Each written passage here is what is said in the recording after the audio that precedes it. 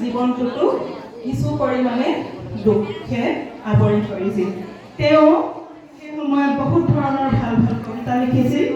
তাৰে দ্ৰৌপদীক লৈ লিখা এটা কবিতা মই দুষাৰিমান গাব খুজিছোঁ। তেওঁ দ্ৰৌপদীক লৈ লিখিছে, মই ব্যতিক্ৰম নহয় নহয়,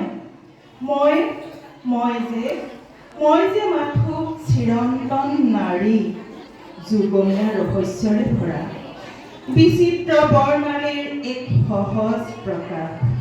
মোৰ বাসনাত কোনো নতুনত্ব নাই, আদিমতা নাৰীৰ মনৰ ৰং আৰু সুৰভিয়ে মনৰ মজিয়াত মোৰ আলপনা আঁকে। মোৰ দুখ ক'ত?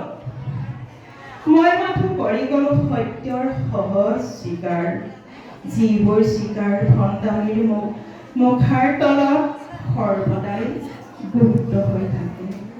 হাঁহি উঠে আৱৰণৰ আঁৰত আমি সকলো উলংগ, প্ৰাণৰ পাত্ৰ জানো কেতিয়াবা ভৰে, যেতিয়া নিজকে ভাবো সবাতোকৈ ঐশ্বৰ্যমণ্ডিত